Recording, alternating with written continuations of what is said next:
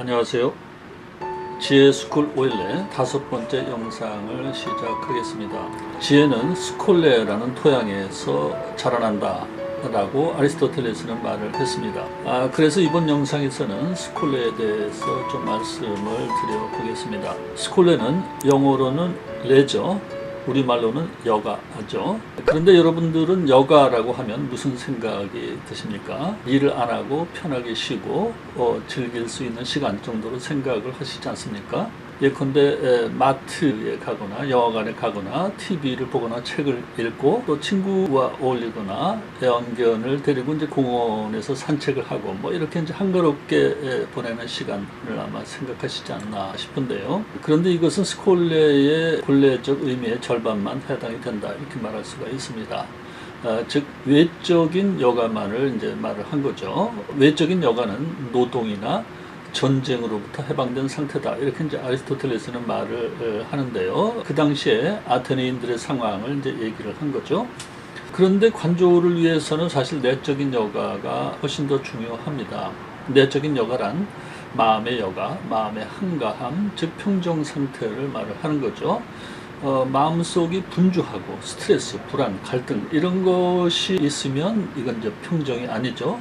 그런 것이 없는 잔잔하고 평온한 상태, 이제 이것이 내적인 여가, 진짜 스콜레인 거죠. 그리고 이런 스콜레 상태에서 이제 관조가 잘 일어날 수 있다라고 이제 말을 하고 있는 것입니다. 그런데 이런 관조가 현대인들에게는 쉽지가 않죠. 그런데 왜 그런지 생각을 해보면 사실 관조라고 하는 것은 계속 반복해서 말씀을 드리지만 있는 그대로를 선입견 없이 보는 것인데 우리 현대인들의 마음속에는 이미 수많은 지적인 고정관념들, 고착된 감정들, 이 고착된 감정들 이런 걸 이제 심리학에서는 트라우마, 콤플렉스 이렇게 이제 말을 하고 있죠. 그리고 거기에 더해서 욕구, 욕망의 충동들 이런 것들이 이제 자리를 잡고 있죠. 그리고 이들이 내 마음을 지배하면서 선입견으로 작용을 하고 있다고 말할 수가 있습니다. 우리는 보고 싶은 것만 보고 믿고 싶은 것만 믿는다라는 말이 있죠. 여기서 이 말의 의미를 한번 생각을 해보시면 좋을 것 같고요.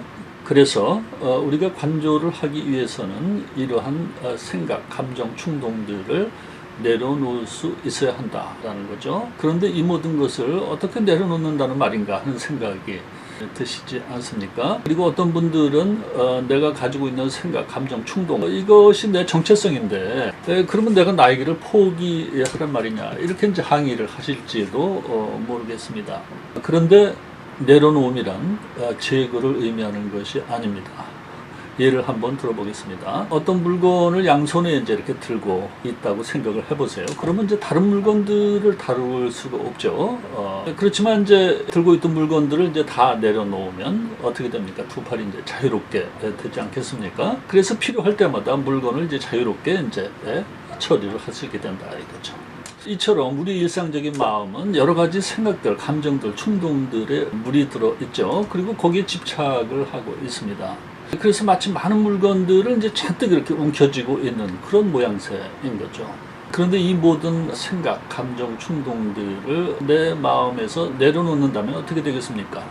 우리 마음은 무엇에도 물들지 않고 순수한 본래의 자유로운 마음으로 이제 돌아가게 된다라고 말할 수 있습니다.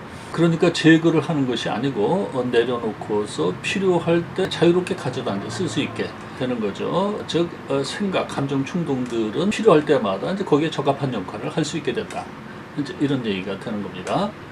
그런데 우리 마음에 자리 잡고 있는 생각, 감정, 충동들을 내려놓는 것이 참 쉽지 않다라는 건 뭐 당연한 거죠. 얘네들은 사실 이방인들이 내 집에 입주를 해가지고 주인을 밀어내고 주인 행세를 자기들이 하고 있는 거하고 사실 같거든요. 한번 생각을 해보세요. 얘네들이 본래부터 내 마음에 있었을까요?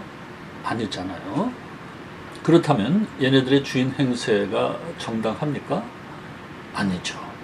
그렇다면 어떻게 됩니까? 얘네들이 주인의 자리에서 내려오게 해야 되는 거죠. 우리 마음의 적법한 주인은 지혜입니다. 왜냐하면 우리가 생각, 감정, 충동들을 내려놓았을 때 우리 마음은 잔잔하고 청명한 호수 같은 상태가 되죠. 그래서 모든 것을 거울처럼 있는 그대로 비춰보고 아는 능력이 회복이 된다. 이게 이제 우리 마음의 본래 능력인 거죠. 그리고 이것이 뭡니까? 이것이 바로 지혜라는 거죠. 그래서 우리가 이러한 우리 마음이 본래 가지고 있는 능력인 지혜를 다시 주인으로 삼고 생각, 감정, 충동, 얘네들은 이제 지혜에 충실한 협력자로 만든다라고 할 때 우리는 가장 진실하고 행복한 삶을 살아갈 수가 있다 이거죠. 이것이 아리스토텔레스가 말하는 최고의 행복, 즉 에우다이모니아에 대한 저의 해석입니다. 문제는 주인 노릇을 하던 생각, 감정, 충동을 주인의 자리에서 내려오게 하는 것이 쉽지가 않다라는 것인데요. 한번 생각을 해보세요. 주인 행세를 하던 놈을 그 자리에서 끌어내리려고 하면 순순히 내려오겠습니까? 당연히 강력하게 저항을 하겠죠. 그렇죠? 예. 그래서 이 작업을 처음부터 너무 급하게 하기보다는 신중하게 접근을 하는 것이 좋습니다. 조금씩 내려놓아 보는 거죠. 우리가 얘네들을 이전보다 조금이라도 내려놓을 수 있으면 그만큼의 스콜레가 확보가 되고 그만큼 더 관조의 능력이 향상이 됩니다. 그래서 스콜레를 확보하기 위한 내려놓기를 의도적으로 지속적으로 연습을 할 필요가 있는 것입니다. 그래서 스콜레를 확보하는 데 도움이 되는 몇 가지 방법에 대해서 말씀을 드려볼까 합니다. 첫째는 이제 철학적 사유를 통해서 자기 안에 입주해 있는 생각, 감정, 충동들을 들여다보고 이걸 이제 자아성찰이라고 부르죠. 그렇게 들여다보고 이들의 한계점, 문제점들을 통찰함으로써 저절로 내려놓아지게 하는 방법이 있습니다. 우리는 이미 앞선 영상에서 이러한 철학적 분석을 좀 시도를 해보았죠. 소크라테스의 무지의 지도 스콜레를 확보하기 위한 전략이다. 이렇게 이제 말씀드릴 수 있습니다. 둘째, 종교적 수련도 스콜레를 확보하기 위한 효과적이고 강력한 방법입니다. 기독교에서 하는 예배, 기도, 회개, 피정, 영어로 리트릿이라고 하죠. 이런 것을 통해서 그리고 불교의 예불, 기도, 독경, 참선 이런 것을 통해서 그리고 명상이라든지 요가 수행 이런 것을 통해서 마음속에 있는 일상적인 시끄러운 생각들, 감정들, 충동들 이런 것이 내려놓아지고 비워지면서 스콜레의 상태가 얻어질 수 있습니다. 셋째, 각종의 놀이, 스포츠 활동, 예술 활동, 친교적인 대화, 여행, 축제 이런 각종의 무목적적인 여가 활동을 통해서 일상의 번거로운 의식 상태를 벗어나면서 스콜레가 얻어질 수 있는데요. 여기에서 이제 무목적적이다, 목적이 없다라고 말한 이유는 예컨대 돈이나 메달, 금메달, 은메달 이런 것은 사실 이제 욕망의 대상이잖아요. 이런 걸 걸어놓고 여가 활동을 하게 되면 오히려 스콜레를 저해하기 때문인 거죠. 넷째, 간혹 의도치 않은 사건을 통해서 스콜레가 얻어지기도 합니다. 예컨대 들판을 거닐다가 길가에 피어있는 이름 모를 들꽃의 초촐한 아름다움에 감동을 해보신 적이 있습니까? 그럴 때 일상적인 복잡한 생각들, 욕망이나 근심, 걱정 이런 것이 잠시 잊혀져 버리죠. 그럴 때 이제 스콜레가 찾아오는 겁니다. 또는 좋은 예는 아니지만 사랑하고 의지하던 부모님이나 배우자가 갑자기 이제 사망을 했을 때 사람들은 하늘이 무너지는 것 같다 이렇게 이제 말을 하죠. 이런 비극적인 체험을 통해서도 아이러니하게도 스콜레가 찾아올 수 있습니다.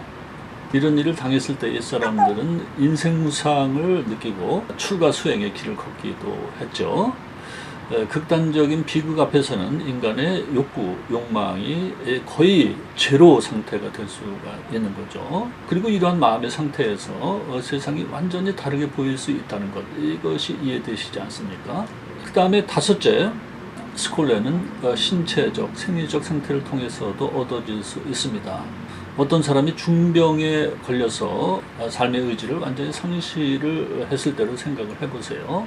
또는 죽음을 앞두고 있다라고 했을 때 그 사람의 마음은 욕구, 욕망, 필요 이런 것을 거의 벗어나겠죠. 예를 들면 식욕, 성욕, 소유욕, 명예욕 이런 것들이 죽음을 앞두고 어디에 붙어 있을 수가 있겠습니까?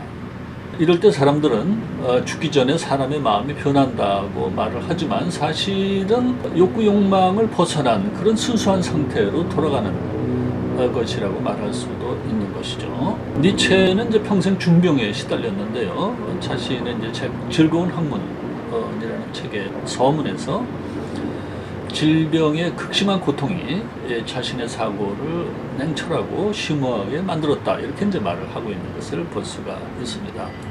요컨대 스콜레는 우리가 타성적으로 젖어 있는 관념들에서 잠시라도 벗어날 때 찾아온다, 이렇게 이제 말할 수가 있는데요. 이렇게 우리가 잠시라도 선입견에서 벗어난 마음의 상태가 될 때 관조, 즉 인간과 세상을 왜곡됨 없이 바라볼 수 있다 라는 것이죠.